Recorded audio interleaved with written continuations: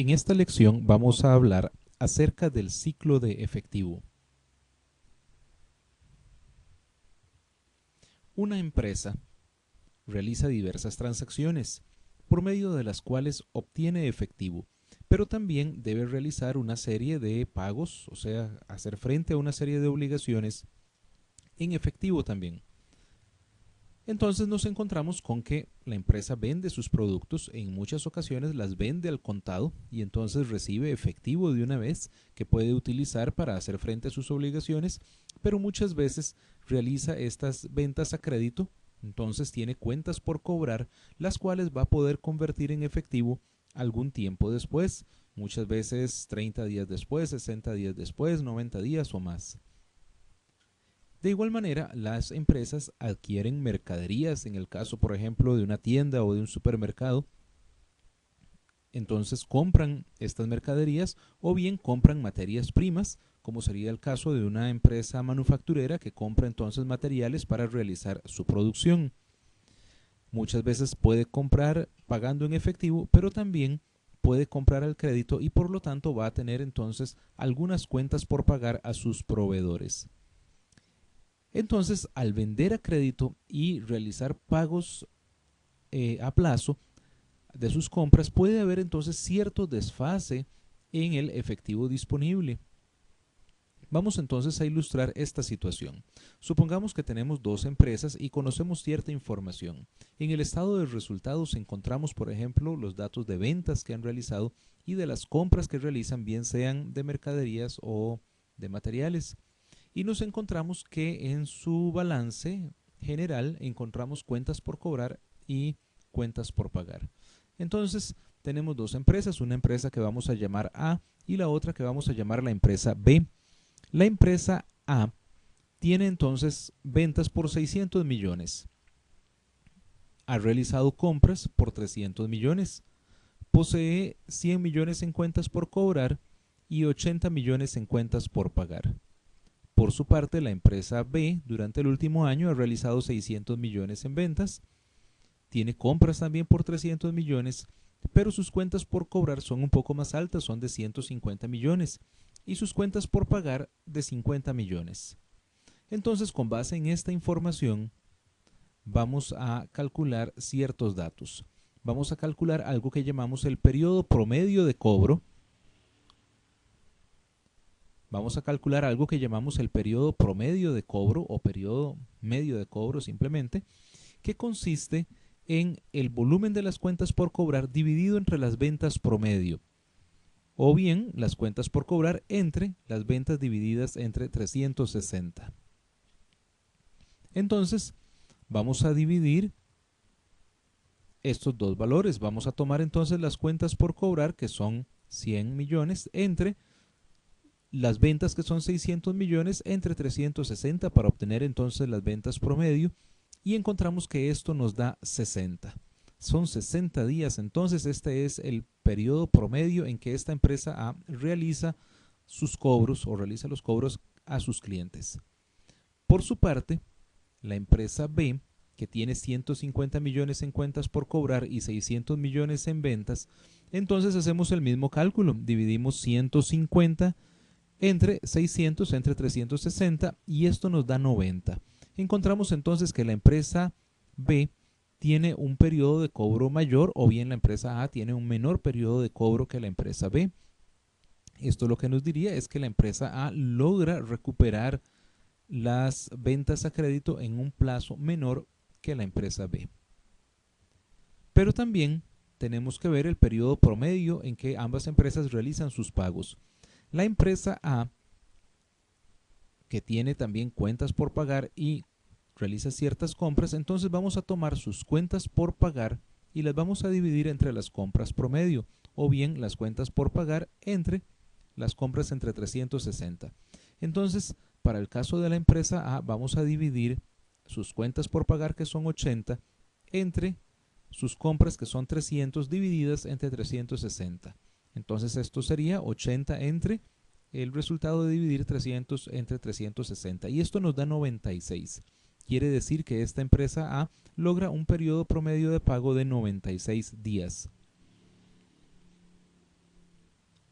Por su parte, la empresa B tiene cuentas por pagar de 50 millones, compras de 300 millones, entonces dividimos 50 entre 360 y esto nos da entonces que esta empresa B tiene un periodo promedio de pago de 60 días. Entonces la empresa A tiene un mayor periodo promedio de pago que la empresa B. Esto quiere decir pues que la empresa A dura más tiempo en realizar sus pagos que la empresa B. Tanto este periodo promedio de cobro como este periodo promedio de pago se relacionan con la capacidad que van a tener ambas empresas para poder efectuar sus pagos en el corto plazo. Entonces, vamos a ver qué significan estos resultados. Vamos a verlo en una línea de tiempo. Una empresa realiza sus compras en un determinado momento. Con base en estos materiales, por ejemplo, que ha comprado, hace su producción para luego entonces poder vender y más adelante cobrar esas ventas en caso de que las realice a crédito. Entonces nos encontramos con que a lo largo del tiempo la empresa va cubriendo sus distintas obligaciones, va a su vez recibiendo dineros que puede utilizar para cubrir sus obligaciones. Entonces observemos que la empresa cobra en un determinado momento, pero ha comprado desde mucho antes. Todo esto es lo que llamamos nosotros el ciclo operativo, desde el momento en que se compran los materiales hasta el momento en que se logra cobrar la venta realizada. Entonces, para el caso de la empresa A, nosotros nos encontramos con una duración promedio de su inventario que vamos a suponer que es de 50 días, o sea que dura 50 días a partir del momento en que compra sus materiales y logra vender su producción. Y como calculamos hace un rato, tiene un periodo promedio de cobro de 60 días. Esto nos dice entonces que esta empresa tiene un ciclo operativo de 110 días, 50 que es la duración promedio del inventario, más 60 días cobrando. Ahora, calculamos también que tiene un periodo promedio de pago que es de 96 días. Esto lo que nos está diciendo entonces es que esta empresa tiene un ciclo de conversión del efectivo que es de 14 días. A partir del momento en el cual debe realizar sus pagos hasta el momento en que cobra, van a pasar 14 días. Esta empresa entonces va a necesitar financiarse de alguna manera durante esos 14 días porque va a tener que hacer sus pagos 14 días antes del momento en que cobra.